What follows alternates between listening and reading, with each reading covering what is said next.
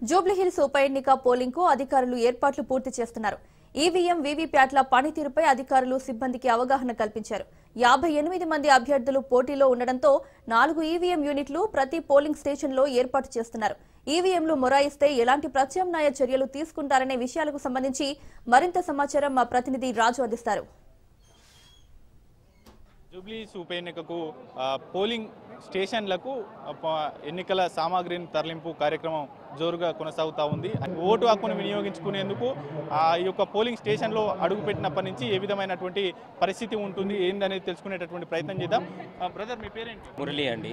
ఎట్లా ఉంటుంది ఒక ఓటరు తన ఓటు హక్కును వినియోగించుకునేందుకు పోలింగ్ స్టేషన్కు వచ్చినప్పటి నుంచి ఈ యొక్క మిషన్స్ ద్వారా ఓటు హక్కు ఏ విధంగా? ఇప్పుడు మొదటిగా మనకు ఈ ఎలక్షన్స్ కోసం జూబ్లీహిల్స్ ఎలక్షన్స్ 59 మంది క్యాండిడేట్లు, అంటే 58 క్యాండిడేట్లు ప్లస్ నోటాతో కలిపి 59 క్యాండిడేట్లు ఉండడం జరిగింది. వీటికి గాను మీరు చూడొచ్చు, ఇప్పుడు ఇక్కడ 4 బ్యాలెట్ యూనిట్లు ఉన్నాయి. ఈ 4 బ్యాలెట్ యూనిట్లు అండ్ దీన్ని మనం వీవీప్యాట్ అంటాము. ఇదంతా ఓటర్కి కనిపించేటట్టుగా ఒక కంపార్ట్మెంట్లో పెట్టడం జరుగుతుంది. ఇది అంతా కంపార్ట్మెంట్లో ఉండగా మీరు చూడొచ్చు, ఇది కంట్రోల్ యూనిట్. ఈ కంట్రోల్ యూనిట్ మన ఓపీఓ అండర్లో ఉంటుంది. ఓటరు ఎప్పుడైతే పోలింగ్ స్టేషన్కి వచ్చారో అన్నీ వెరిఫై చేసిన తర్వాత ఓటరు తన కంపార్ట్మెంట్ యూనిట్లోకి వచ్చిన తర్వాత ఈ 4 బ్యాలెట్ యూనిట్లో తనకు నచ్చిన క్యాండిడేట్ ఏంటి అనేది తను చూసి తను ఆ క్యాండిడేట్ దగ్గరికి వెళ్ళిన తర్వాత ఓటు వేసుకొని క్యాబిన్ నుంచి బయటికి రావడం జరుగుతుంది. మీరు చూడొచ్చు, ఇప్పుడు ఒక ఓపీఓగా మేము ఇక్కడ బ్యాలెట్ ఇష్యూ చేసిన వెంటనే మనకు ఇక్కడ రెడ్ లైట్ వెలుగుతుంది. ఈ రెడ్ లైట్ వెలిగిన వెంటనే ఏంటంటే ఇక్కడ బ్యాలెట్ యూనిట్లో వెళ్ళి ఈ బ్యాలెట్ యూనిట్లో గ్రీన్ లైట్ అనేది ఒకటి వెలుగుతుంది.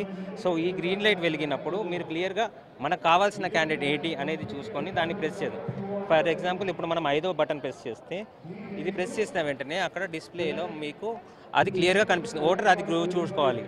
ఇది డమ్మీ పీసెస్ కాబట్టి డమ్మీ సింబల్స్ మాత్రమే వస్తున్నాయి. ఓటర్ మనకు రెగ్యులర్గా చేస్తే తనకు కావాల్సిన సింబల్ ఏదైతే ఉందో అది మీరు తప్పకుండా వీవీప్యాట్లో చూడగలరు.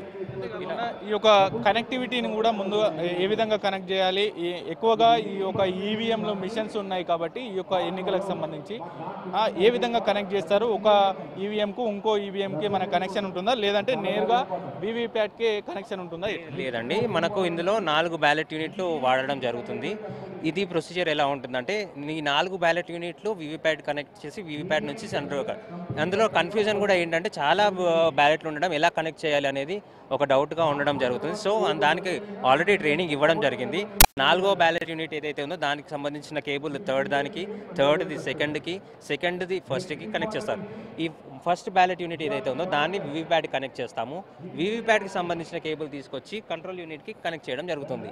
ఇది జరిగిన ఈ కనెక్షన్స్లో ఎక్కడైనా ఏదైనా ప్రాబ్లం ఉన్నా కానీ అది క్లియర్గా మనకు మెషిన్స్లో చూపిస్తుంది.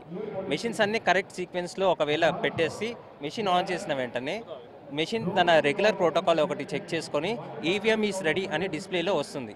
దాని తర్వాతనే మనం యాక్చువల్ మాక్ పోల్ అయినా కానీ పోల్ కానీ చేయడానికి ఉంటుంది. అంతేకాకుండా వీటికి సీలింగ్ ఏ విధంగా ఉంటుంది? ముందస్తుగానే సీలింగ్ వేసి ఉంటుందా, లేదంటే మాక్ పోలింగ్ జరిగిన తర్వాత అందులో పడినటువంటి ఓట్లను తీసివేసి ఉంటుందా? ఎన్ని రకాల ఒకసారి మాక్ పోల్ నిర్వహించేటప్పుడు ఎన్ని ఓట్లు వేసి మాక్ పోల్ నిర్వహిస్తారు? మాక్ పోల్ అనేది మెయిన్ ఉద్దేశం ఏంటంటే ప్రతి బటన్ పనిచేస్తుందని మేము క్యాండిడేట్స్కి చూపించడం అనేది మెయిన్ ఉద్దేశం. మనకు 59 క్యాండిడేట్స్ కాబట్టి ప్రతి క్యాండిడేట్ది డెఫినెట్గా ఓట్ పడింది అనేది మాక్ పోల్ చేస్తాం. మాక్ పోల్ చేసిన తర్వాత మనకు మెయిన్గా చూడండి, కంట్రోల్ యూనిట్లోనే ఈ మెషిన్లోనే ఈ ఓట్లన్నీ ఉంటాయి కాబట్టి సీలింగ్ అనేది చేయడం జరుగుతుంది.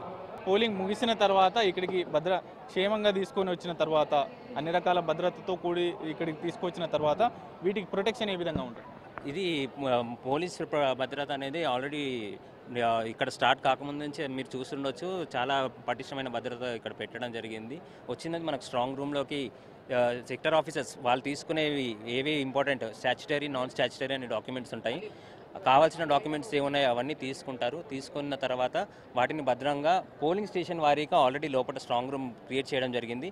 అలాగే ఆ ఈవీఎంస్ని అలా పెట్టడం జరుగుతుంది. కౌంటింగ్ రోజు ఏ విధమైనటువంటి ప్రాసెస్ ఉంటుంది?